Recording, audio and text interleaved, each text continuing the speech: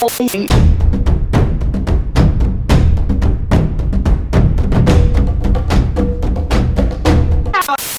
won't you date black women? The eyes are the first components in attraction. Well, it's just my preference, I would say. What do we need to do? Pass on our genes, right? Make sure our species continues to survive. I will make you suffer! The dark side leads to suffering. I'm not gonna lie, I don't feel like I look good, that's why. Wake up! Wake up! Wake up! Wake up! Wake up! Wake up out of your sleep! Sleep!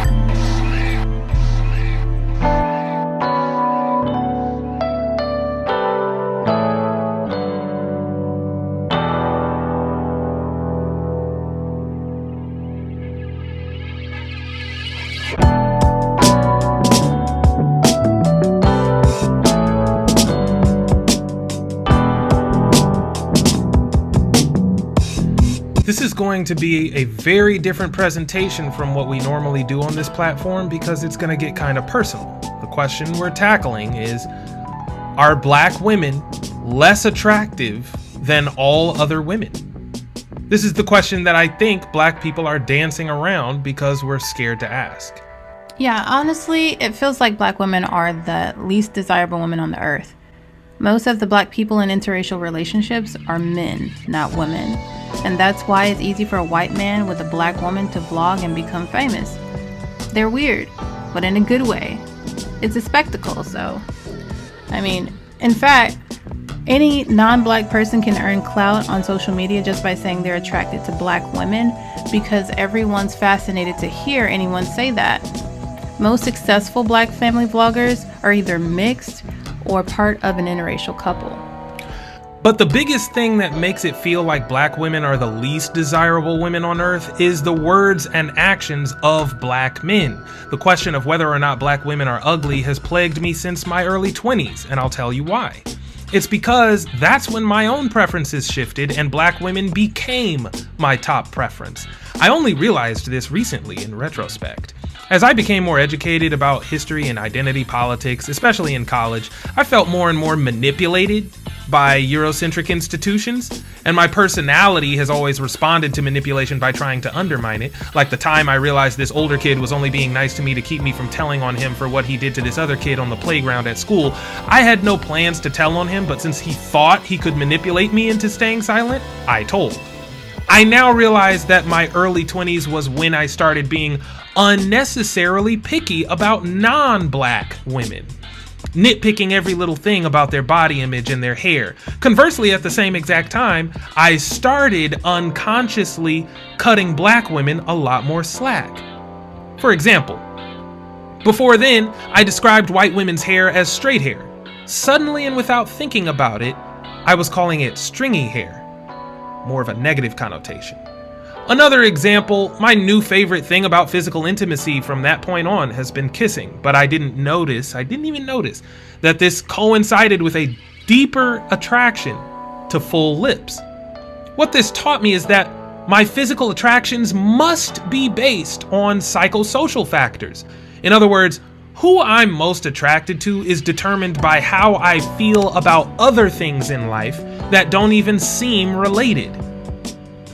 Yeah, it is. I can relate to what you're saying because I always had a hard time getting attention from black men when I was younger. Most of my serious relationships have actually been with Hispanic men, so much so that black girls used to ask me all the time, like, why do you not date black guys? And I was like, black guys never want me, which was true. Hispanic guys who grew up in the US kept approaching me, and a lot of the black girls asking me that, they were single themselves because black guys weren't dating them either. They weren't single by choice, but they were very attractive girls with great bodies, all mid-tone to dark skin. I didn't have so-called ghetto friends either. While some of us might have been from the hood side of town, we were the articulate, artistic arm candy that I thought young black men would be interested in, but apparently I was wrong. Here we were like having these sleepovers as kids, daydreaming about the boys we liked, and all those boys were black. We would map out, our futures with these boys, but these boys never approached any of us. That put us in the masculine position of having to approach them ourselves, but only to get shot down. We were like the cast of Girlfriends, except all the characters were Tony and Maya. You see the problem? Yeah, the science of attraction gets even deeper than that, too. That's one of the things we're going to look at, but first we have to make sure we have a full understanding of the problem. And to get the whole picture without inserting our own biases, we're going to have to hear from other people. Now, full disclosure, some of these people may be influencers that you know, so I just want to say that we have no ill will toward any of the following content creators. But there's a historical and even spiritual significance to this that I want to make sure everyone catches.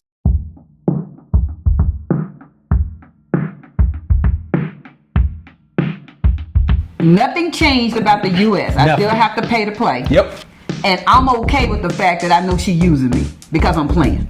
Because you felt that way anyway in the States. The only difference in Panama is that there are so many 7, 8s, and 9s looking for you. Then in the States, there wasn't no 7, 8s, and 9s looking for you if you were a 5. Explain that. I like that statement. The Explain pecking that. order from a scale of 1 to 10, most men are average. Okay. We're 5. They're 5. When you ask a woman what they are, they all 10s, and we know that's a lie. And even if you give yourself a 10, you know that's a lie. Right. That's a lie. Okay. In Panama, the Panamanian women, there are 7, 8s, and 9s. There's a lot of them. Okay. There's a lot of baddies. Y'all like to call them baddies. Ouchie wouchie. Okay, can we say ouchie wouchie? Because it seems that there's a problem with the way that he sees the people that are here in the United States. Well, the women of the United States. And we know this is because he's saying that Panamanian women, that most of them are 7, 8s, and 9s. And when he's referring back to us, he doesn't feel that way about where he comes from.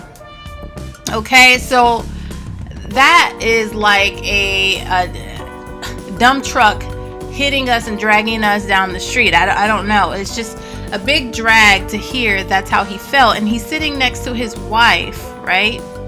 And his wife is, you can tell that her face was like, but she kept going. And then she goes in to affirm him after this, which I think is putting yourself down. But we also need to look at why he feels that Panamanian women look way better and that they are baddies. And we can kind of look into that as basically seeing that they have lighter skin. That is the reason why. And black men won't say this, but that is their truth. But guess what? Me as a 5, I could pull a baddie because of my finances. In Panama. In Panama. In Panama. In the United States, if I was a 5, I had to have a lot of money to be able to pull a 7, 8, or 9.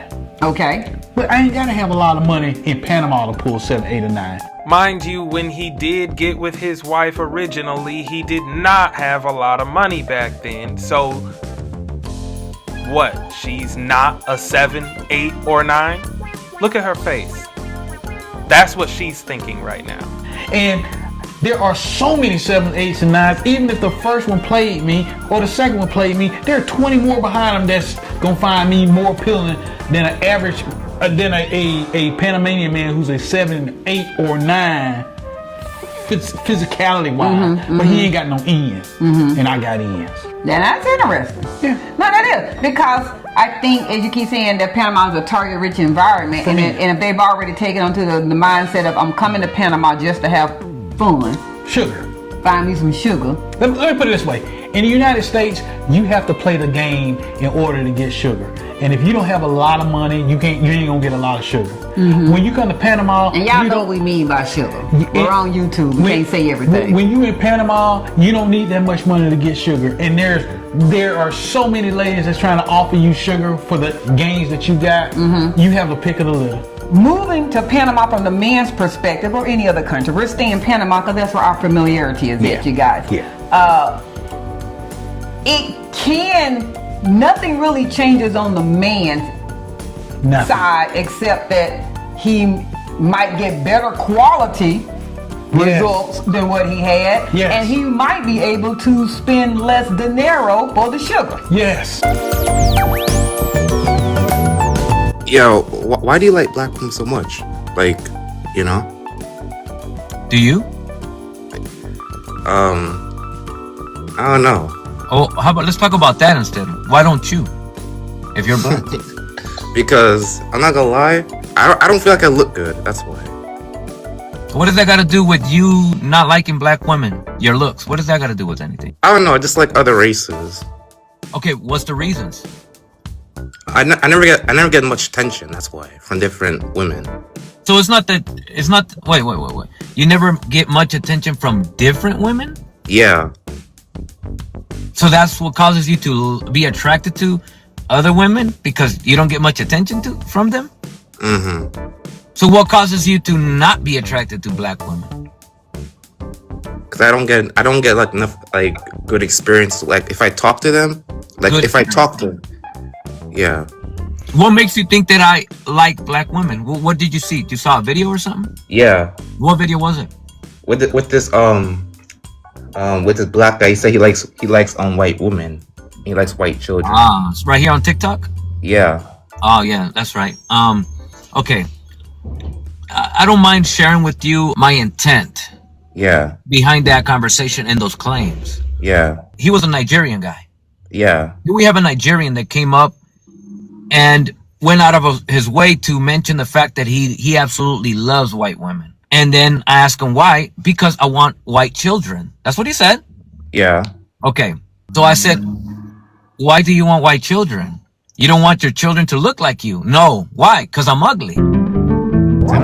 Why do you want white children? You don't want your children to look like you. No. Why? Because I'm ugly. Same thing. Same thing what? Like the same what we're thinking. This is why you want to have children with women of other races, because you want your children not to look like you. Yeah. And this is what I detected from that conversation instantly. Is if you think you're ugly, so you want to have children that don't look like you, that's literally self-hate. Are you dating African American women here in Bangkok, Thailand? Currently, I am not dating any African American women right now. Would I?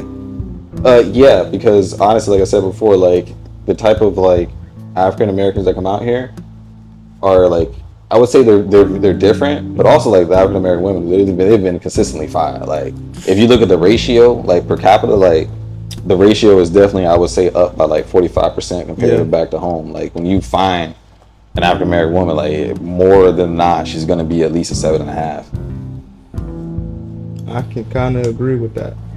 I done seen a couple 6s out here, but I done seen a couple 13s. So when you know average it out, I can see the 7.5 being a great number.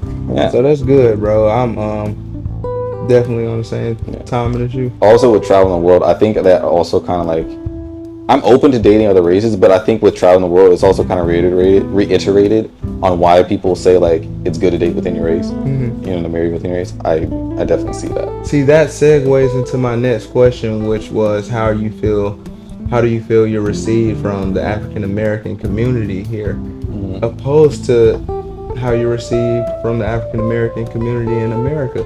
Because I feel like it's definitely two different. Oh, it's completely different. So like, to be honest with you, I feel like the African American culture that's outside of like America itself is what the African American culture is supposed to be. That's tough. Y'all heard that? I feel like the entire African American diaspora would have to come together and say, all right, we want to know who we are. And that also comes with trying to figure that out. And how do we actually figure it out, though? Yeah. And like, we can't necessarily trace the manifest on the ship that brought us over here. You know what I'm saying? Yeah. And I think like, honestly, at this point of trying to trace it is kind of pointless. Because like I've tried myself, and every time I go look at the DNA test, it changes. For real? You done did it multiple times? Yeah, every time like you go and look at it, they update it because they'll be like, oh, we collected more data and it looks like this. This tribe is giving this. It will literally just change. So it's like there's no point. So it's like that feeling of not having a home is something that I've honestly accepted of always forever having. So I've accepted the life of as a nomad for the time being. But I'll never have like a true home. Can we pause for a moment to reflect on the fact that he's echoing something we just did a presentation on? The fact that if you take these genetic ancestry tests to trace yourself to Africa, but you take the test multiple times, you will get different results each time. Are you seeing that? I already told you, even real geneticists are on record telling you that these companies that do consumer genetic testing are actually lying to you about the results and the narrative that those results actually represent. So I'm curious, are you, as an African American man, dating the African American women here? You know what? As of late, I haven't, but I have. That was the first common ground. You know what I'm saying? Like a black woman, a black man. We look great together. You smell amazing. I love the way black women smell. But I got off track. I'm tripping. But yeah, so like I love dating black women and stuff. But as of late, it's not. You know, the only way I've been dating here more so is club scene or the Bumble, Tinder, whatever. So it's like I haven't been seeing them in the spaces I've been in. Do you ever feel guilty for not dating the African American women as much as you probably had in the past? I wouldn't say I feel guilty. I would say I'm definitely aware that there's a lack of African American women and African American men together. I'm aware of that, but I would not say we feel guilty about it. I would say we are both the men and the women are coming to that on their own terms. So which means they'll have their own solutions. You know what I'm saying? So it's like I don't even think we beefing, bro. I really think that's some social media shit. I don't think it's real either because I have a lot of African American women friends. You know what I'm saying? And like we had this conversation all the time, and they always dealing with black dudes. I think it's more so of a social media thing to make it seem like the African American women are really out here struggling. Yeah. But I don't know if they really are struggling like they say they are. Yeah, I don't think so either. Because you gotta think. Let us know that. Yeah, and you gotta think. Like I can't speak for everybody, but the African American women I know here, they bad as hell. They be fine. Shit. You know what I'm saying? Fine shit, real fine shit. So it's like I know you ain't got no problem dating. Like, but also you gotta think. Looks ain't everything. Maybe just like this applies to both genders, by the way, ladies. Maybe we have stuff internally we need to look at that's pushing each other away. You know what I'm saying? Like, see, now you holding yourself to some type of accountability. Absolutely. And they gonna love that online. Yeah, I'm holding myself accountable for sure. I'm not no baggage black women. You know what I'm saying? I really feel like on some G shit, the niggas will be like, yo, black niggas will be like, black women so hard. They use a fucking corn. You know, now granted, you know, everybody got preference. I understand that too, but like if to use the excuse that black women hard to deal with, black women don't do this, black women do that, but then that same excuse is the reason why you love the other race. Yeah, come on, twin. Like that's the issue. That's like some self-hate type shit. Cause you don't, even with me dating outside my race, bro, I swear to God, well, I ain't gonna swear to God, but I like rarely do I hear other races say, like, for example, a Thai lady, bro. I have not heard a Thai woman tell me she don't date Thai men. I done heard her say she like black men. But she never said she don't date her own kind. If she said it, I would look at her weird as hell. Like, what the fuck? What you mean you don't date people who look just like you? That is that's some weird shit. So, you know. Can I ask you this? Do you believe in the Eastern mindset type of woman versus the Western mindset type of woman, or do you think that's also a myth? I'm gonna be real. I think it depends on who you is as a man. So me, I'm real player, professionally pimping, probably pistol toting publicly. You feel me? So this is proof that the shoes on my feet is product. You know what I mean? So well, I had to say it depends on who you is. So for me, for example, like even the rowdiest of black women, the people, she too ghetto, she da. If that's my shit, my baby respect me. You know what I'm saying? Because I respect her. I lay the law down. I lay pipe down. You know what I'm saying? You know what I'm saying? But I'm emotionally intelligent. I don't weaponize incompetence. I don't run from accountability. I don't try to bully my woman because I know she physically inferior to me or whatever. You know what I'm saying? Like she weaker than me. No, I don't do shit like that. It's a mind. This shit is 90% mental, 10% physical, and 10% gangster. You know what I'm saying? So when you know that, you handle people differently. So, and especially your woman, you handle her delicately. So I don't be having no problems with nobody I date, bro. Submissive, cook me something to eat, please, baby. Could you clean up? I don't even have to ask for that stuff because it's like we respect each other. Where the equivalent of that, her asking me that, she can get it. I can get that without asking for that. We fuck with each other like that. Matter of fact, that's it right there. Just fuck with people who actually fuck with you and watch and watch how good your dating life get. You feel me? That's why I say I don't necessarily subscribe to that Eastern versus Western mindset, because in the West, I've always found a woman who would do all these things for me. Absolutely, without bro. any type of issue. So I feel like those who do think that there is a difference may have had some type of issue just back home. Absolutely, but internalized for sure. When people see you, you think they see a Latino or they see a black person? No, here in America. Here in Anywhere. America. Anywhere. They see a Latino or they see a black person? They see, they wondering. Because my vibe is different. I smile too much. I'm too happy. I'm not nothing negative about me. I have too much happiness. It's hard for people to ever be mad at me. That's why I say. Hold on. What does your happiness and your joy have to do with the way people identify you? A lot. Because once again, like I said earlier, our image, the way they see us is the way they see us on TV fighting, disrespecting people, loud. So that's what they see. I'm never like that. I always keep God with me. I'm always just a happy-going, godly person, brother. I try my best not to fight. I used to do that when I was young. So you don't act black, basically. I'm acting for you. I'm acting in the spirit I'm supposed to come for you. This is yours. I want you to run this. I don't. No. Right. No. But I said, when people see you, do they see a Latino or a black person? And you said,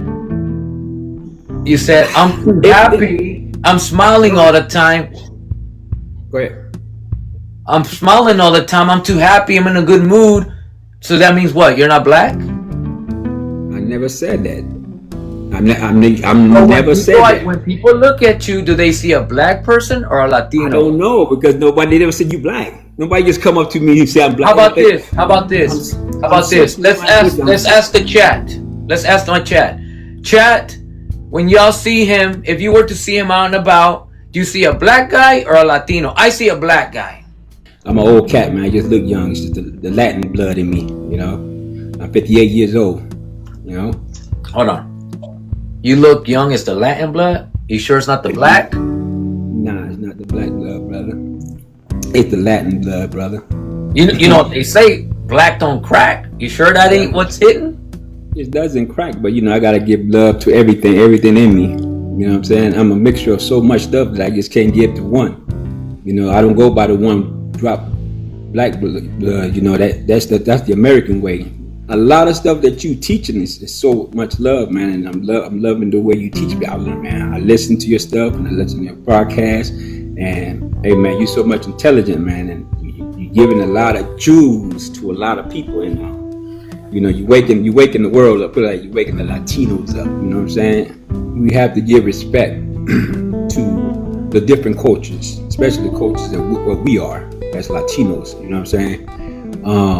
That's just the beauty in us. If you're Latino now, you the new. You are the new.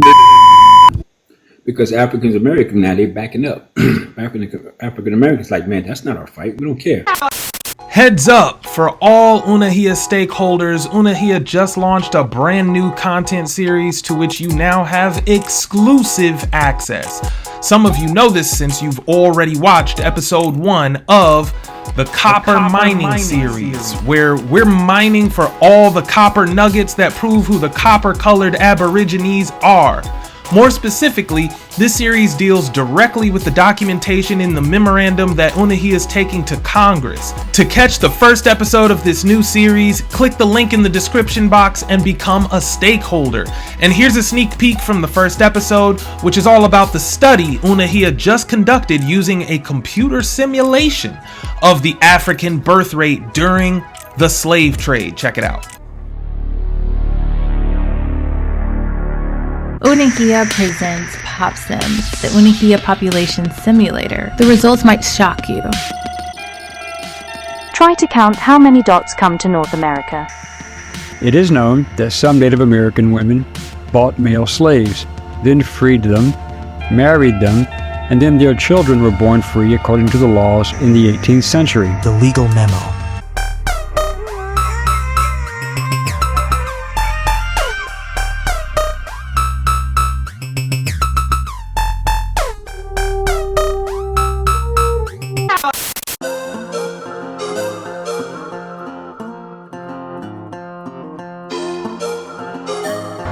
People be finding it so hard to believe, but like Seattle black men do not like black women. Seattle black men prefer white women or Hispanic women. Now I'm not saying all, but most black men don't fuck with black women out here. Like most of the men out here, you'll see them walking around with a white woman or like a Caucasian woman or white passing.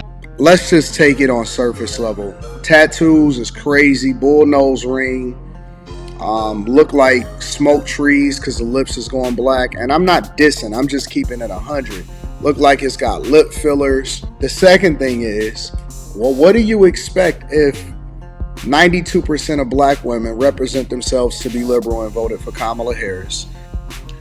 FYI, this does not actually distinguish black men from black women.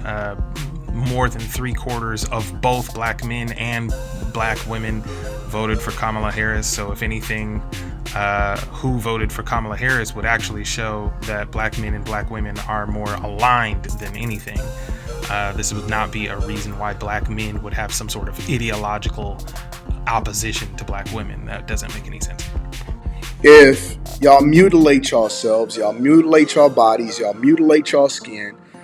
Black men and black women, neither of them get tattoos and piercings more often than the other. I don't think there's any. I don't know what other mutilation he might be referring to. Mutilation of the skin, I'm not sure. A lot of times they don't carry themselves a certain way. A lot of the men that she's referring to carry themselves as thugs, and these white girls go fishing for thugs, and the thugs are biting. And they carry themselves as thugs. So how these black women carry themselves is really just a reflection of how these black men carry themselves. So why would there be a problem only in one direction? And so I disagree with that. I disagree with the premise that black men hate, according to this title, black women. I don't believe that. I believe that all men like all women who are feminine. That's cap. We all know it's cap. Men do not like all women who are feminine. I do not like women just because they're feminine. That is for sure. We also don't all agree on what femininity even is. What's feminine and what's not is different based on culture. So therefore, it's clearly relative to social things. I do agree with him on one point, which is his main point, which is that this statement, black men hate black women, is not universally or even statistically true. I've shown y'all the stats on this several times in my videos, and you can see that the marriage statistics demonstrate a very different story. It is truer than it's ever been. And if we keep saying it, we will cause this statement to become true.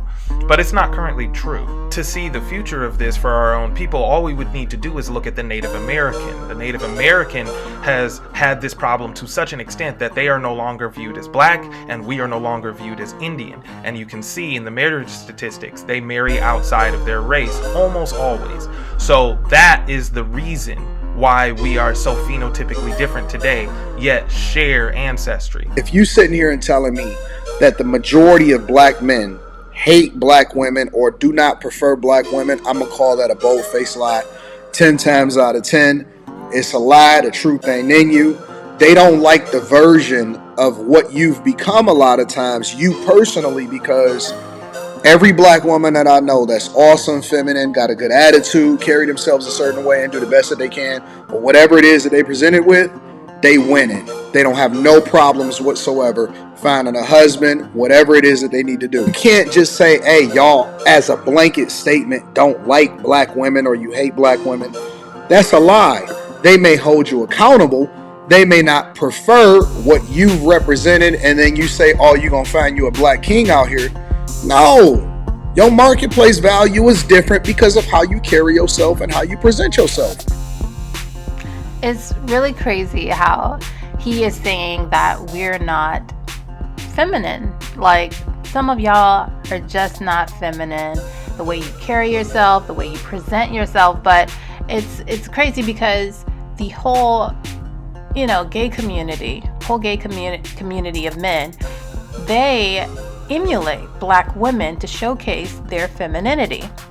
And it's funny too, because we're looked at as ghetto or masculine, but when the Latina community start to pop off or have a little bit of attitude or put you in your place per se, then that's spice, right? And everything nice.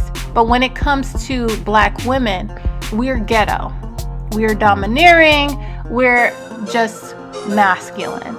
And a lot of this comes from, I think, issues with their parenting, like their mothering.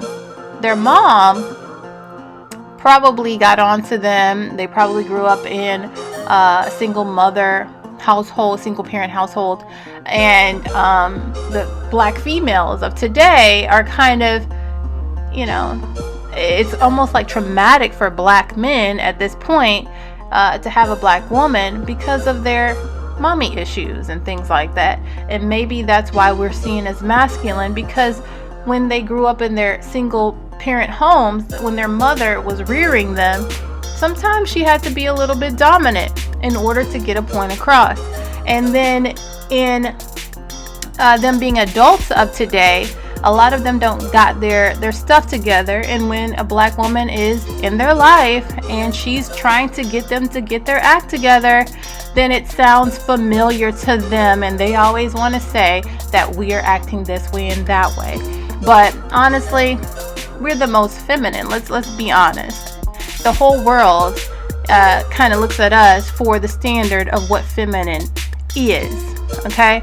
And another thing is, a whole white man, Kelsey Grammer, produced Girlfriends, the show. And the show is about 4 women of color. And it's basically going off of the fact that they're struggling to find black men that will kind of, love them, and hold them down, but they cannot find a black man. They are dating here and there, and it's just failing. The whole dating scene for them is just almost non-existent. So I'm just making this point to say that it's not about the way that they're presenting themselves and all that. It's just not. All you're saying is a whole bunch of excuses when it's really just, it's deeper than that. You just don't like black women. You want to put an excuse in place of, how you truly feel.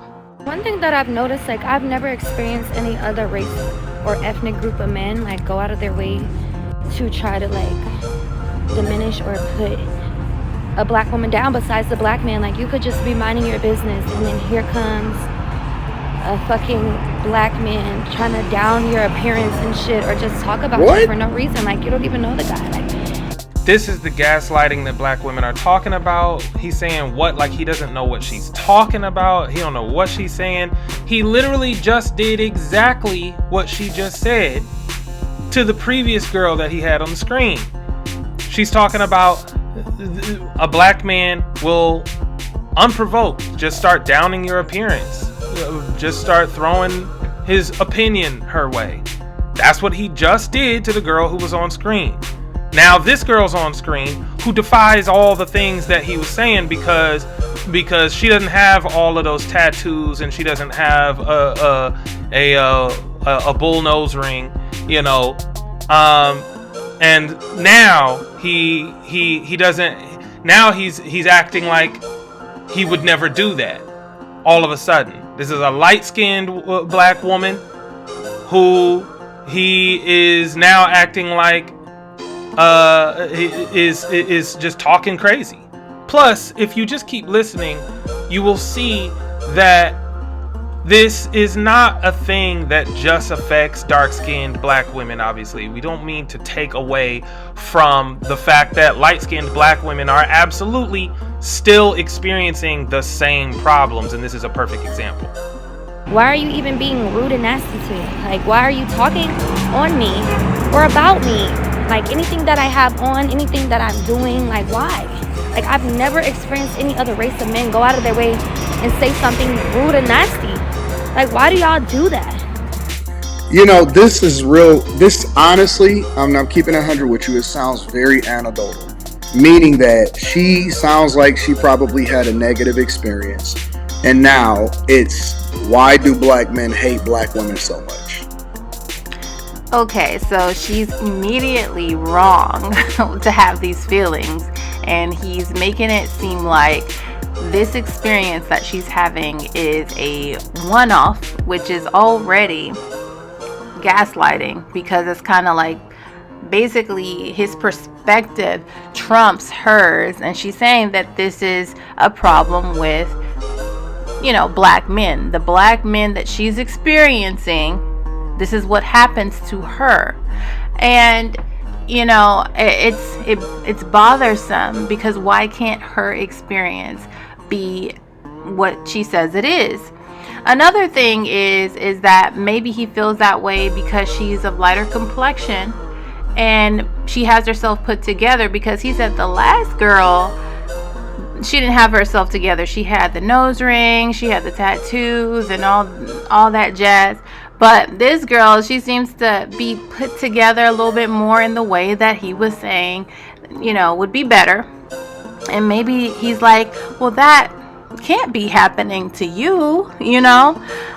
So that, I just kind of feel like he's just placing his perspective onto black women's complaints, acting as if his perspective trumps ours. And this is the rift that we have with black men sometimes, because they don't actually listen to our perspective and either take it as it is and work on it. They just kind of leave their complaints to be what they are. Don't belittle our feelings and perspectives just because you want to have these excuses. She don't even look like the type of person. Case in point, yeah, she doesn't look like the type of person he was saying before would not have this experience. He said that this type of person would not have this experience. She says it doesn't make a difference. I'm carrying myself the way you said, and I'm still having the same problem. And then he's just gonna say, nah, that can't be true. That's why he stops himself mid-sentence to rephrase what he's trying to say, because he already catches the problem with what he had started to say. But the reason he even started to say it in the first place is because it's coming from an unconscious bias in the back of his mind. That's where it's coming from. That's what's in there. So how has dating been for you out here in Bangkok, Thailand, as a black man? Well, I'd start off with saying I don't date. You don't date? I don't date, no. What you be doing then? Because we talked about tings. Well, I got tings, you know, but all my tings are, you know, just set in place for certain reasons. They don't never get no date? Well, you get dates, but more so is I'm very cautious with my time. So one thing that I like to explain to my tings is that, and this is not no joke shit, I'm being real.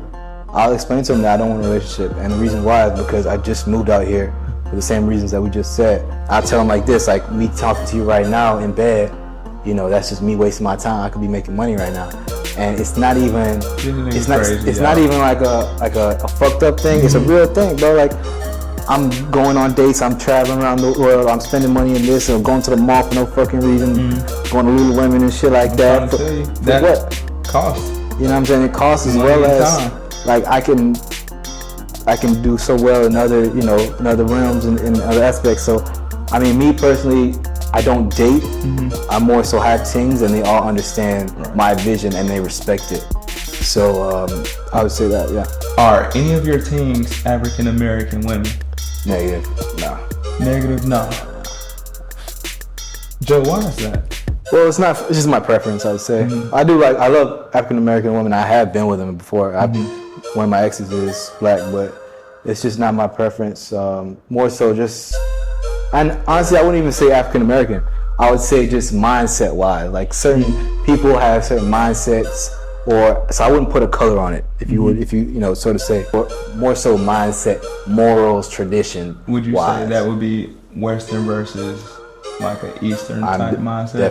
Definitely. If a woman has a Western mindset, what is the definition of that to you?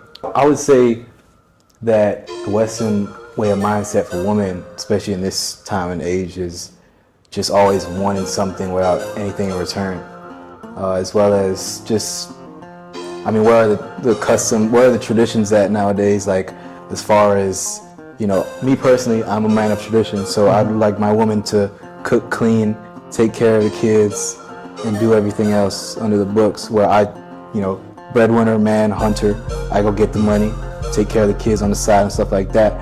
But I'm not gonna play at home with the kids.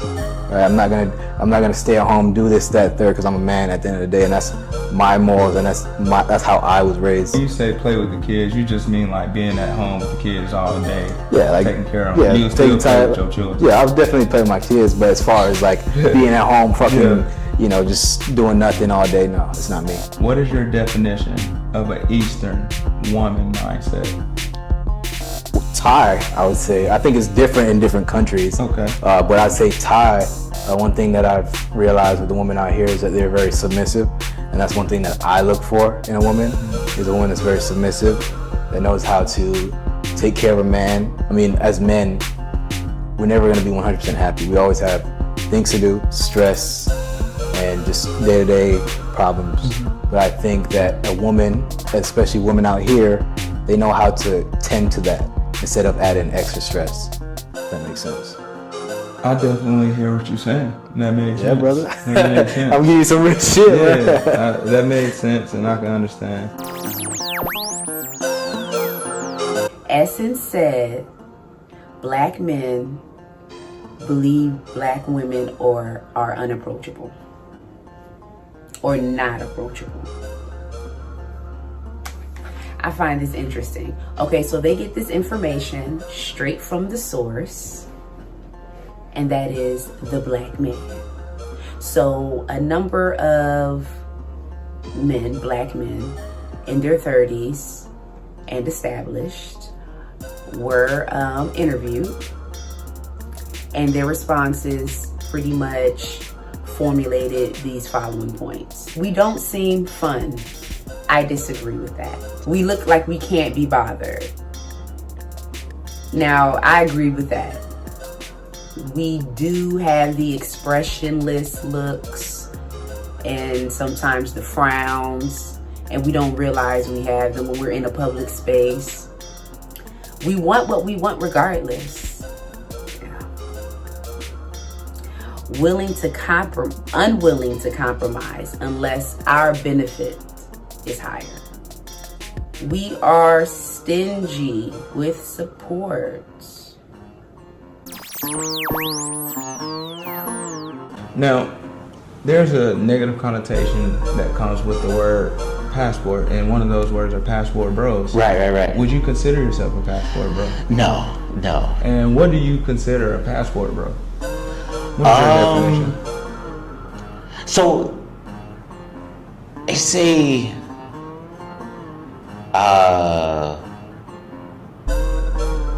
passport bros left, not even America, like left their home country, and they seeking love, traditional women, all this other stuff, whatever, right? I don't believe in that. Mm-hmm. Like the world that we live in right now is modern. Like all that old stuff that's out of the way, right? But respect goes a long way. You see what I'm saying?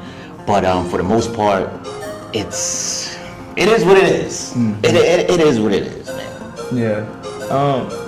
That's a good segue into relationships out here. Like, I know you've been in an active relationship. Are you currently in a relationship? Yeah. And it is with a Thai woman? No. She's Chinese. With a Chinese woman. Okay, see, so you're open to, dating different races, and I think a lot of people that come over here and want to date their own race, it's kind of hard for them because we're in Asia. You're not gonna And it's find funny, so it's many funny, of us. it's funny how you said that, because that is something that I want to bring up on the podcast, right? But I don't want it to just be dominated by men. I want to bring in some black females also, because you have the few black females here that are telling their stories, right? When we deal with interracial relationships, I always like to qualify the conversation for people who are listening, especially those outside the community, so that they understand I don't come from a place of hate. I have nothing against the Caucasian woman, Asian woman, Latina woman, East Indian, Arab, all the various beautiful women of the world. I have nothing against them. But I'm loyal to the black woman because she suffered the most at the hands of this society 100%. And this planet. And because I come from a black woman, I have a special obligation towards her. And when I look at when our successful black men tend to marry out or reproduce outside of the community, I think on some level it can be insulting to our sisters. Okay. I consider it insulting to the community as a whole. And as someone who works in the school, I've had to entertain conversations with black girls who are asking Dr. Umar, is there something wrong with me? Because it appears that when you all make it, y'all always abandon the community in pursuit of your spouse. And when we look at the wealth differential between successful black men and the women they choose to marry or reproduce with, it's very obvious that there is a significant financial gain to the woman in many times, which equals a significant financial loss to the black community. I've heard you say this many times. That's a very small percentage of the group of overall interracial dating. Because there's only so many successful black men at that level that can elevate and create generational wealth. Okay. Because if we keep it a stacked dot, the most interracial relationships we see, because I've heard you say this before, the most interracial relationships we see is a strong, handsome black brother with unshapely white woman that's happy to guy. He's equally as trying to be this as clear as possible. Right. But it's a black man that can have any woman he wants, but because he can put his car in her name and he can financially gain off of this white woman who looked like she done had a couple of Taco Bell trips. Right. And she happy that she got her a good black man. And those are the questions of why these young black girls like, why would he choose her and not me? Because she got the paper. Right, but either way. And that's the majority. Now you see the athletes or the entertainers that might get them But that's because there's only a few of you at that upper echelon. Right. But for those of you who are at the top 1%, right, income bracket, y'all go out the community to marry more than men similarly placed in their community. That's such a small percentage though. Right, but black men marry outside of their race more than every other group of men per capita. Let me take it another way. Right. When Princess Onyx grows up with her siblings, you're going to have a conversation along with their mothers about colorism. 100%. As someone who grew up in a home with a dark sister who was darker than me, beautiful, but my older sister was darker. I saw how she suffered some of the pangs of colorism within my extended family. 100%. So when Onyx gets to the age where she begins to recognize race, and Brother Nick Cannon has to have that conversation with her mother and the mothers of your other children and your children, your family. You're gonna have this conversation, and when you start explaining to Onyx that your blackness is in no way a sin or a curse, it's a blessing and a power. Absolutely. Right? When she reflects back to you, her name is Onyx for a reason. Absolutely. It's black power, actually. Yeah. But when she reflects back to you as her father and say, well, Dad, if this color is all that great, how did you end up to reproduce so many children with women who are not this color? What would you say to Onyx? Dad has a problem of wanting an assortment of flavors. Get out of That's the truth. I want to taste everything. I want to know what that tastes like. I want to know what that tastes like. And it's just, and if I'm being honest, sitting here, it's just like, and I said I got in trouble, and I apologize because I didn't know it hit him this way. And I apologize again. I was on one of these podcasts and I was outwardly speaking, and I think it kind of came out the wrong way. I was speaking about my brother Travis Scott. Okay, what happened with Travis? And it was when, because the situation that happened. No, he has a child with Kylie Jenner. Okay. And I was attempting to take his side and say, the statement I made, I said, in Travis dating Kylie, at no point do I think he was attempting to make a cultural statement. And in that, I think it got perceived. But it's ignorance and excuse for irresponsibility. You asked that question before. Yes. I think it was perceived as him saying, but I was actually saying, I do the same thing where I'm doing it for love. Okay. I'm not doing it to be right here to say I'm doing it for my community or any of that stuff. I'm doing it because I love this woman. Now it may be, and I don't doubt and it may be ignorant because I'm not thinking about what the community is gonna think. I'm doing it because, man, I fell in love with this woman regardless of her complexion, regardless of her race, regardless of her upbringing. But do you have an obligation to the community though? You married her because you loved her. No, but do you have? Because I get this all the time. You can't talk black and sleep white. You can't be black in the streets and white in the sheets. When we look at childhood actors, yes, you are the most prominent, successful black childhood actor probably in American history. People think of Nick Cannon. You understand? Right. So. To all the beautiful chocolate black girls of the same complexion as your beautiful daughter Onyx, and even those of every other complexion, yours, mine, and so forth, for you to be the king of childhood actors, which means our daughters love you. They talk about you. I heard kids talk about you the other day in positive manner. Do you not feel any guilt at all for the fact you did not provide them with that wholesome example of showing them how much a black woman deserved to be loved on by not choosing one yourself? All right, so I wanted to come on here and I wanted to do this stream and this call in because y'all know I've been in my content and we've kind of been talking a lot about these struggle passport bandits. The fact that they just now, it took them like about 6 years to get a little raggedy passport. Then they booked a flight on Spirit Airlines, and now here they are bragging because they can go to a third world country like Dominican Republic or Thailand or whatever, and they can benefit from economically disenfranchised women. Okay. And when I say I want to have a discussion, I want to know what happened to Becky. I do. I want to know what happened to Becky. I want to know what happened to Becky being the preference and us basically needing to get, really, Becky was kind of like the side chick default because they won't give me what I want. I need to come to you to try to make them jealous of you.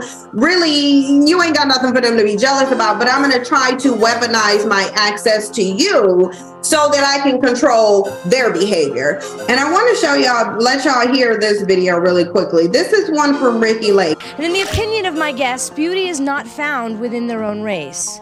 Meet Eric. He says that black women are too materialistic. He is not attracted to them and he will not date them. Now wait a minute. Before we behead this poor guy, let's hear what he has to say, okay? Why won't you date black women? The experiences I've had with black women is basically the first thing they want to know is how much money do you have? What kind of car do you drive? What can you do for me? And so forth. My experiences. So your experiences, you couldn't possibly have dated all the black women in this world, could you? No, so, not at all. Don't you think you're generalizing just a little? I'm not generalizing for anyone else except for myself. What I'm saying is that in my experiences, that's what I. Okay, you say that black women are greedy, selfish, and arrogant. The ones that I have dated, that I've come in. Any black woman want to take on that statement? Yes. Stand up, ma'am. I just think that you haven't dated enough black women, or the ones that you date, you must have poor taste in women, because a good black woman will tell you what to do. She'll be able to handle herself, and you will just be wonderful with her. You'll have a good time. So you're saying that the problem is that he hasn't found the right black woman? I don't know who he's dating, but I just think he's dating the wrong people. You must have a very poor choice of women. You could be right. You may be right. I mean, because me and all of my friends here, we are not looking for men with money. We're looking for men with education. I know, and I didn't say that. And that's what we want. Exactly, and that's not what I said. I didn't say every black woman was looking for someone with money or what they can do for them. That's not what I said. I said the ones that I have encountered with, that's how they approach me. So because of those women that you've encountered, you refuse to date an entire race of women? At this point in my life, yes. Okay, now you also say that white women are passive. Yes. Not this white woman.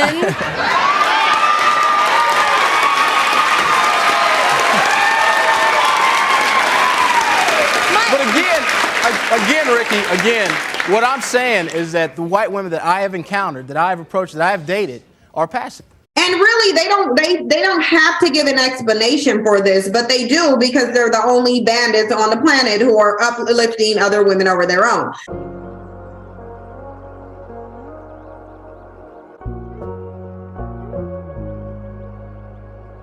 Fear is the path to the dark side. Fear leads to anger. Anger leads to hate. Hate leads to suffering. Hey, look on the bright side. Hey, whatever's done in the dark, it always comes to the light. So I advise you to be careful who you try to mess over. For real, for real. Broadly speaking, the Enlightenment was an intellectual and philosophical movement, largely based in Europe. We've all heard of the term Dark Ages, that medieval period in which all learning stopped and everything became terrible.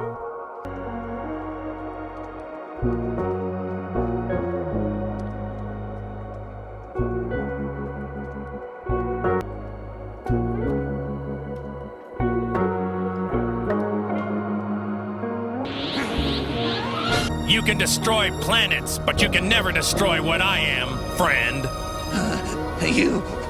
What? Then in verse 12 it says, when Jesus spoke again to the people, he said, I am the light of the world. Whoever follows me will never walk in darkness, but will have the light of life. And I have that highlighted because I think that's just one of the statements that you'll see throughout John, just of who Jesus says he is. He says he's the light of the world, which is so true and so cool, because it also says whoever follows me will never walk in darkness, but will have the light of life. So you and I, we have the light of life because we have Jesus, because we believe in him. We have the light that he is, and he is the light of the world.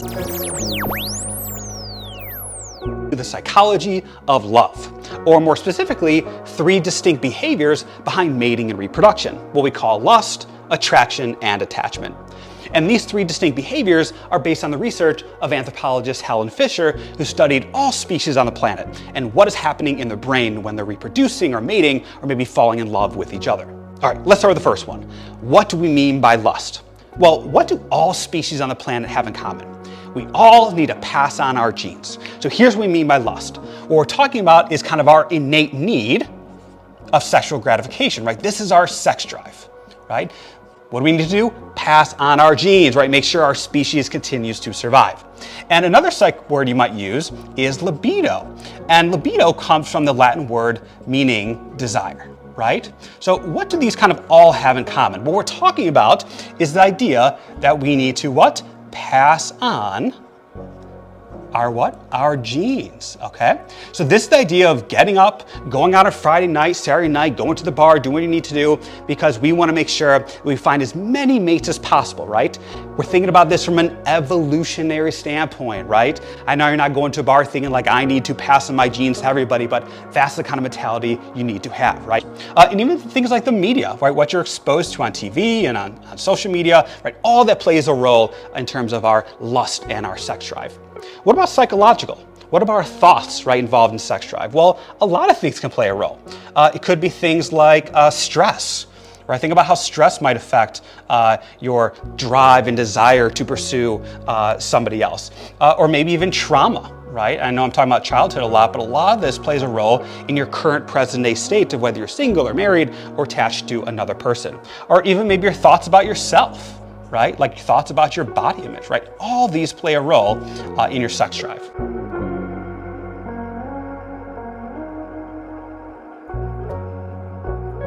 All 5 of your senses play a role, each able to vote for or veto a budding attraction.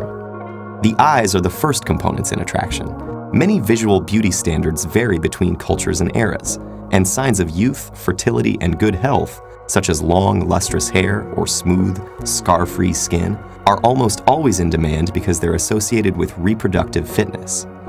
Darkness is evil, and light is righteousness. Anything you don't know is hidden from you in darkness. When you learn it, it comes to light. This process is called enlightenment, which is the increase of knowledge and wisdom. Light is righteousness, intelligence, and life more abundantly. You are black. You are the absence of righteousness. You are the absence of intelligence. You are the absence of life. In Star Wars, the Force is the gravitational power that governs the universe, and Jedi can wield it like a weapon, but the Force has 2 sides, the light and the dark. Star Wars teaches us that to be dark is to thrive on fear, hatred, and anger. It's a recurring motif in the story. Japanese anime consistently deifies European traits.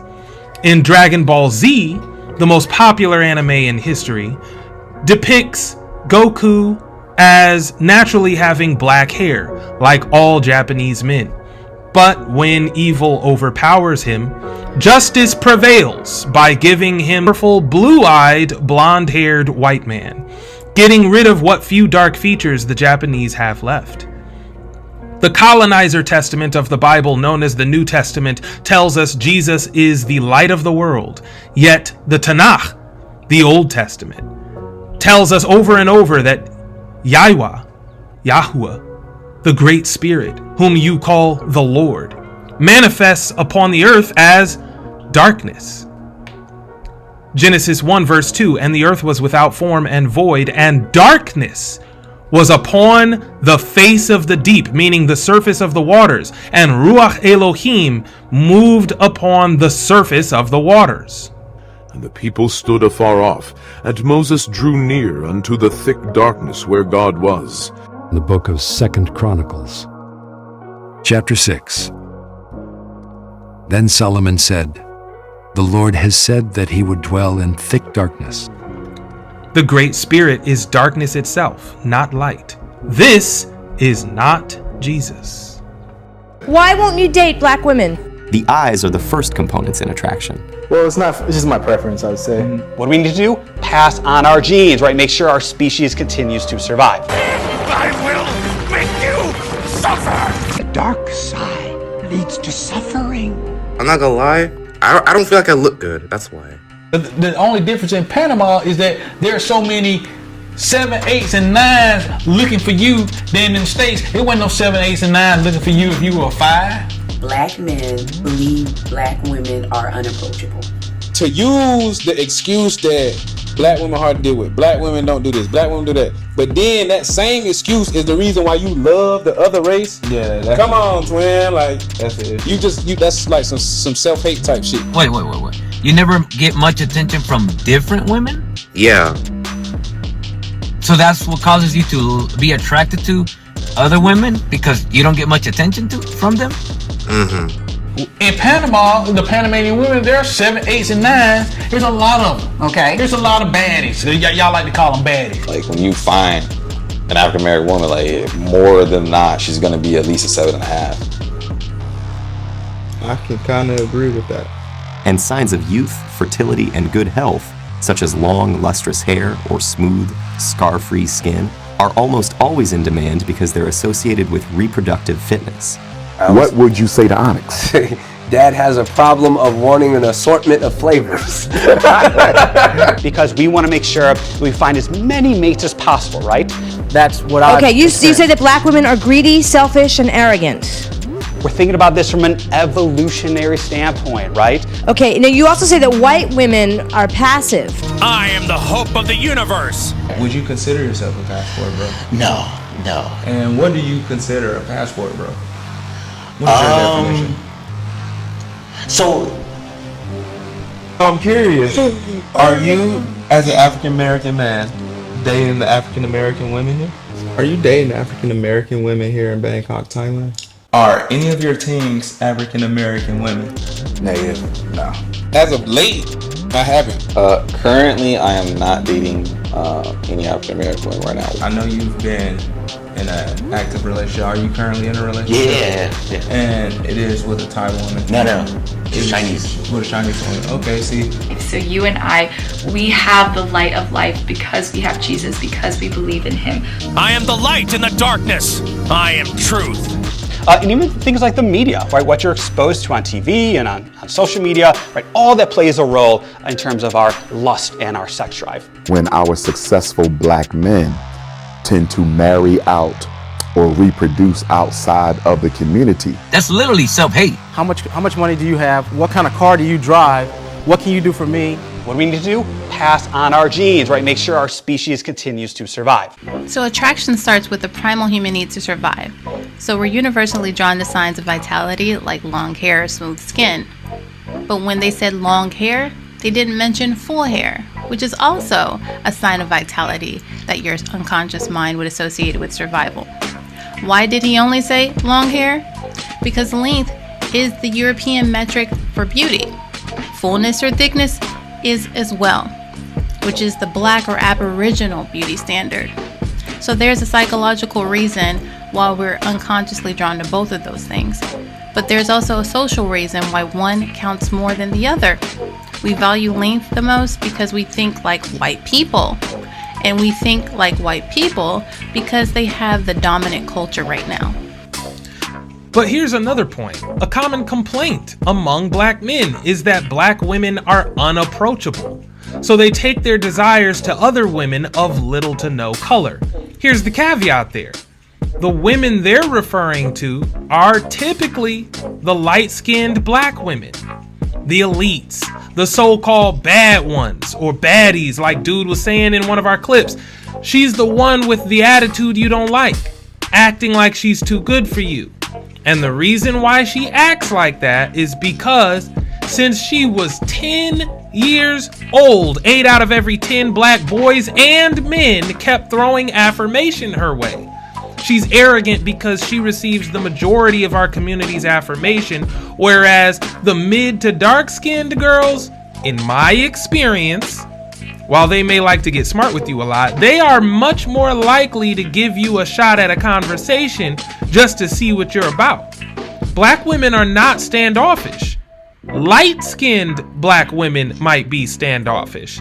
But you don't approach the others often enough to get a different impression because the trophy in the black community is whoever looks the least black. If the black man favored his own features when choosing a woman to approach, he would experience very different outcomes with black women. Yes. And not just that. Colorism starts to become a matter of survival too.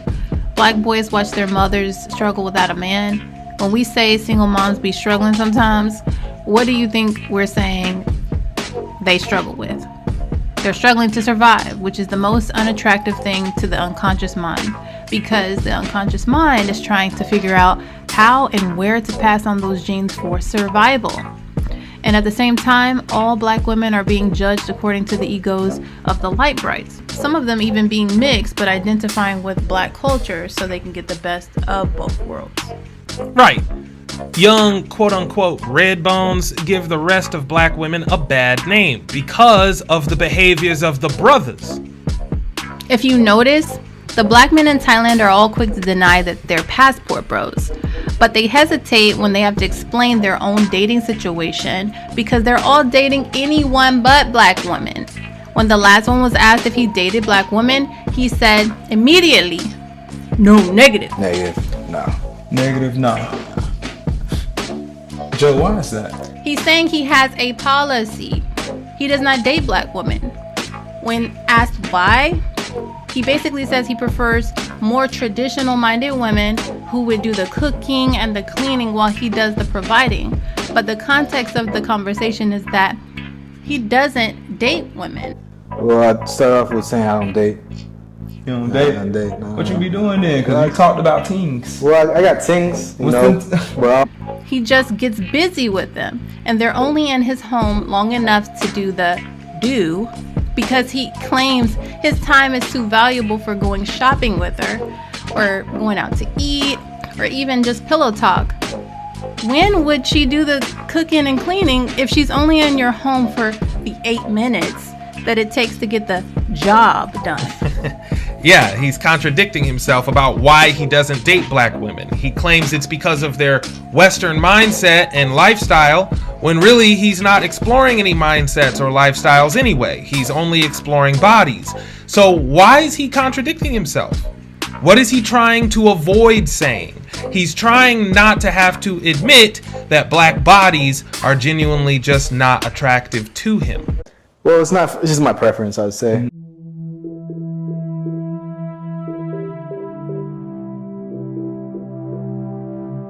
Here's the thing. We have good reason to think that black men and women might have been top standard for physical attraction throughout majority of human history until kind of recently. Actually, we literally just got put on the bottom in the last couple of centuries. Europeans always celebrate ancient Greeks as their first great culture, with like Alexander the Great, Socrates, Aristotle, and all of those guys, right? One of those guys his name was Herodotus. And in the mid 400s, he wrote, "These Ethiopians to whom Cambyses sent the fish eaters are said to be the tallest and most beautiful of all men." Herodotus is saying that people in his own culture commonly refer to Ethiopian men as the best looking men in the world. That was the reputation Ethiopians had among the Greeks at that time. And back then, Ethiopian just meant all the burnt-faced people further into Africa than Egypt and Nubia. And the idea of being burned by the sun wasn't an insult, it was clearly a compliment.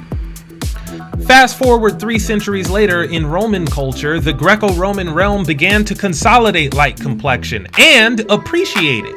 And we begin to see perhaps the earliest references to Europeans preferring lightness to darkness. It's a new thing.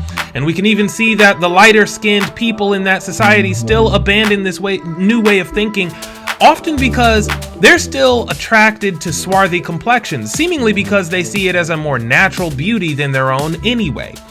We have a famous classical poet named Ovid from the days of the birth of Christ. He's known as one of the 3 canonical poets of classical Latin literature alongside Virgil and Horace. Since literature was my field of study in college, I can tell you anyone with an English degree has heard of Ovid. He's best known as the author of Metamorphoses, which Shakespeare used as source material for parts of his historical tragedy of Julius Caesar. But Ovid also wrote a poem called Heroides. You're less likely to have read it or anything influenced by it, but academics consider it a significant piece. The poem tells a story in which Sappho writes a letter to Faun and references Andromeda in the letter. Today, Andromeda is always depicted as white, but she was actually a mythological African princess. In this fictional story, a character based on Sappho, a real female Greek poet, wrote to this boat captain named Faun, quote, "If I'm not pale, Andromeda pleased Perseus, dark with the color of her father Cepheus's land," end quote. See, they still considered it the most natural beauty. Sappho's saying it's okay that she, a Greek woman, isn't as light as some of the other Greeks or Romans of that time period because Andromeda pleased Perseus, being as dark as the rich soil of her land. She compares that beauty to something in nature because the idea is that darkness is more natural beauty anyway, which makes Sappho feel better about her own tan complexion. Ovid wrote this because Greeks were darker on average than ethnic Romans. Greeks then were like Kal Penn, but with very curly hair. Yet they were part of the new growing white society at the time because there were no truly pale ethnic groups yet, like the white people of today. Mind you, Ovid also wrote in the first book of his trilogy, Ars Amatoria, quote, Perseus brought Andromeda from darkest India, end quote. And that's because the myth of Andromeda places her sometimes in Africa and other times in India. The two places are interchangeable for her origin because deep Africa and deep Southeast Asia were both equally black. So Romans inherited the myths of Andromeda from the Greeks, but ethnic Romans were lighter than ethnic Greeks on average, and they were starting to learn how to celebrate their own beauty for the first time. The beauty of, like, complexion. That's the beginning of white identity. Anyanwia also did some videos already where he showed you some things that I think are relevant to this conversation because we can start to show a pattern of blackness being the original beauty standard. Europeans got uncomfortable with the history of that at some point and started doing things to make themselves feel better about being white, which has gone too far and caused dark peoples to feel bad about not being white. In 2025, Anyanwia presented information that demonstrated strong similarities between Amerindian self-perception and the ancient Israelite self-image, particularly with respect to cultural views on complexion. One point he argued in that video dealt with leprosy, which demonstrated that Israelites viewed whiteness as a curse. The very notion of how leprosy is treated in the Bible illustrates how thoroughly unattractive pale complexion was to the ancient Hebrew community, if not also the broader Semitic community. A disease that causes little to no pain but merely turns dark brown skin into white skin was interpreted in their culture as a curse rather than a blessing because whiteness was hideous to them. The people abandoned the old teachings for the new way taught by the French. That was part of what it meant to accept the promise. Now, this book we're reading comes from a Native American source, so they don't want to tell you how this happened. That's why it's being vague about what accepting the promise means. The modern Native American editor is leaving out critically important context here, but the Minnesota Historical Society doesn't mind explaining it to us. Let's read that. Quote, voyageurs, travelers in French, voyageurs were men hired to work for the fur trade companies to transport trade goods throughout the vast territory to rendezvous posts. At the rendezvous points, these goods were exchanged for furs, which were then sent to larger cities for shipment to the East Coast. Many traders and voyageurs married Native American women, because they're men, and they're marrying Native American women, Indian women. Many traders and voyageurs married Native American women and were integrated into their native kinship networks, frequently trading exclusively within their particular community, because in a lot of these tribes you couldn't trade with them unless you were part of their kinship network. The French and native people lived together in an often egalitarian fashion, ate the same foods, dressed similarly, and suffered the same hardships as a result of generations of intermarriage. As a result of generations of intermarriage, cultural differences began to blur as mixed children entered the fur trade. End quote. This is called miscegenation, intermarriage or procreation as a means of ethnic cleansing. It's a form of genocide. The Indians who accepted the colonizer's promise did so by marrying them in order to profit from the fur trade, which I'll explain in greater depth in an upcoming presentation. But the point is that intermarriage led to cultural colonization, adopting French culture as a substitute for Anishinaabe cultures, and this created a growing subset of the population that was mixed. What we just read specifically says cultural differences blurred, or cultures blurred, when mixed children started participating in the fur trade. I teach many principles, but if you miss them all, remember this one. To mix is self-conquest. To mix is self-conquest.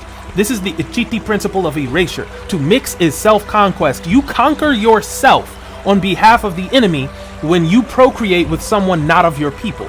The old teachings would never have been lost if they recalled the law of nature and stuck to it. One tenet of the law of nature is that no species is preserved without being selected. When you choose a mate, you select a bloodline to which you give victory in this generation, and that bloodline lives to fight another day. When they chose you, the same is true. You must both be of the same ancestry for your tribe to have been selected. If either of you is outside the tribe, then the tribe was not selected. Selection must be unanimous. Otherwise, you begin the long, arduous journey toward extinction. There were only 8% of the slaves that came to America. So, how is it that there are so many more people that they claim are black or African American? I think they got the numbers wrong, because a lot of Native Americans are the ones that they're counting as black folks too. So the writers of the Bible, which is an ancient source, clearly viewed darkness as the most natural complexion, and the ancient Israelite beauty standard was rooted in darkness. They saw white skin as a curse. Leprosy wasn't even a painful disease, so why do you think they took it so seriously? They viewed it as unnatural, and they associated it with a struggle to survive in daylight, which means it was a very unattractive thing to them. Basically, white used to be ugly. Fast forward to European colonization in the Americas. The vast majority of colonizers married dark-skinned women, and men will only compromise their physical desires so much. Do you really think they were all settling for women they thought were ugly? No. Europeans actually were still attracted to black Aboriginal features as recently as the 1700s. So what's happening here is, whether we want to admit it or not, most black people feel less attractive than virtually everyone else. This leads us to be turned off by Negroid features, especially if they're all seen in one place. Dark skin, wide nose, big lips, 4C hair. We're okay with some of those things if they're balanced by European traits, but not if they're all together. As such, black men create excuses to procreate with non-black women by blaming the behaviors of just a few black women, like the light-skinned ones perhaps, to say black women aren't approachable even though dark-skinned women don't get approached very often. The problem is sociological though. Culture is influencing how we see each other and making us dislike the very same traits we used to love so much. We now like European traits that we weren't always attracted to. What's physically attractive to you and what's not can change. Women of all colors have been saying that for years. There's no one set of traits that's universally better than another. We've all just been manipulated into choosing one set over another set. Awareness might actually change what you're attracted to, but the question is, does it matter? I mean, say that you have mixed kids with someone outside of our people. What is the big deal? The law of nature is known by another name to many of you. Our most ancient ancestors called it Torah. Here's Moses, quoting the Great Spirit and telling the Yatzaralim, Israelites, what she said in Sefer Devarim, an ancient oral tradition recorded pictographically, now published as the Book of Deuteronomy, just like what happened to give us the Book of Mishomis from the Anishinaabe. Deuteronomy chapter 7, verses 3 and 4, quote, "Neither shalt thou make marriages with them. Thy daughter thou shalt not give unto his son, nor his daughter shalt thou take unto thy son, for they will turn away thy son from following me, that they may serve other gods, that they may serve other manito. So will the anger of Yahweh, so will the anger of Kichimanito be kindled against you and destroy thee suddenly." End quote. This is a part of the law of nature that prohibits interracial marriage for the Yatzaralim. If you break the law of nature, the consequences will naturally happen. They will happen naturally. It's not that some dude in the sky is trying to punish you. It's that miscegenation is the natural consequence of interracial marriage. If all the black men marry non-black women, the black community won't be black anymore. We will have replaced ourselves with a mixed race. That ancient ethnic group, the Yatzaralim, that ancient ethnic group, was a set of related bloodlines to whom the Great Spirit gave the name Yatzarel. Most people say Israel. In that code, in the law of nature, Kichimanito told the Yatzaralim not to mix with other people. Why? Because if your parents come from two different cultures, you will always blend the cultures together. And their culture violates the oath of existence you were born into. Not only that, by mixing, you diminish the size of Haida. What's Haida? Haida is the family of families chosen by nature to be the priesthood of all humanity. You just subtracted a bloodline from Haida while the universe vowed to increase us, not decrease us. Lastly, to mix is self-conquest. And for Yatzarel specifically, to mix is also to exit Haida Yaiwa, the family of families of nature. How do we know? Mamzer law, another part of the law of nature. Deuteronomy 23, verse 2. A bastard shall not enter into the congregation of Yahweh. Even to his 10th generation shall he not enter into the congregation of Yahweh. That word congregation makes it sound like church, like it's a faith-based thing. Christians put that word there because they want Yatzarel to be a religion. The Hebrew word is kahel. Kahel literally just means assembly in the broadest possible sense. It's a catch-all for every type of gathering, but Christians translated it as congregation, which is a lot more specific in English because they want it to be a specifically religious thing. They're treating it as though this was the Hebrew word atzara, which means solemn assembly. That word is always used to refer to ritual ceremony gatherings on holy days like Leviticus 23:36, using atzara to refer to the ceremonial gatherings for the Festival of Seven Shrines, better known as the Feast of Tabernacles. Now, does atzara qualify as a kahel? Yes, it does. So Mamzer law does restrict a bastard Israelite from participating in ritual gatherings. However, the verse we read is also talking about the congregation of Yahweh, which is another type of kahel. That other type of kahel is edah, and it specifically means family of families or gathering of bloodlines. The edah would be Haida. So a bastard cannot enter Haida Yahweh, the family of families of nature. And what's the Hebrew word there for bastard? Mamzer. What does that mean? Strong's definition for mamzer, quote, born of a Jewish father and a heathen mother, bastard. Dodge the hijack on the word Jewish. They mean Israelite father, Yatzarali father, not just Jewish. If your mother is not in Haida, you are not in Haida. You might ask, well, what about the fathers? Numbers 36, verse 7. So shall not the inheritance of the children of Yatzarel remove from tribe to tribe. For every one of the children of Yatzarel shall keep himself to the inheritance of the tribe of his fathers. End quote. So your inheritance and your tribe are patrilineal. By inheritance, Moses means land. The promised land was divvied up by tribe. So to belong to a tribe is to call one of the sons of Yatzarel your father, which you can't do if your father's a foreigner. So your mother has to be a Yatzarali woman for you to be in the family of families. And your father has to be a Yatzarali man for you to belong to any specific family within the family of families. Make sense? This is why I believe the people who approached the Mishomis of the Midewiwin Lodge with the fourth fire prophecy were husband and wife. When it says they were one, it's because of marriage, and they were chosen by nature to remind them to keep Haida.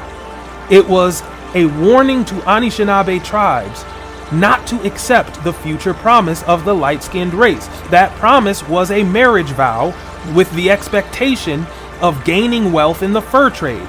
It said those who didn't stick to the old teachings would bring destruction upon the people. They are destroyed. Look at modern Lakota.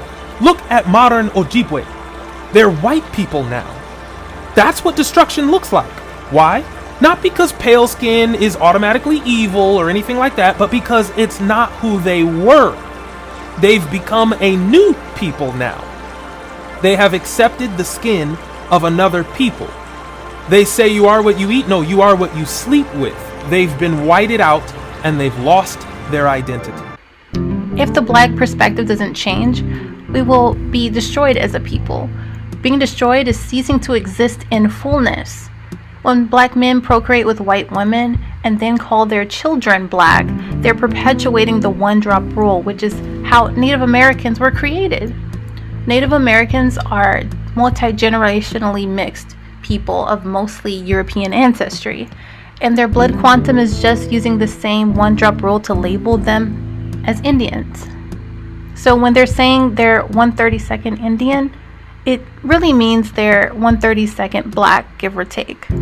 They look white today because the other 31 parts are European, yet based on that one-drop rule, one drop of Indian blood, they claim to be Indian. They're a destroyed people, so much so that our own people can't even see how we're related to them anymore. Once your identity is obscured by your mixture, you're destroyed. If the feelings of black men about dark-skinned black women don't change soon, we'll end up looking fundamentally different because we'll be majority mixed population. That's when white people no longer owe us an apology, because we ourselves will also be just as white as we are black. And are we headed that way because black girls are ugly? Or because you have social feelings about survival, righteousness, intelligence, and wealth that turn you off when you see Aboriginal traits?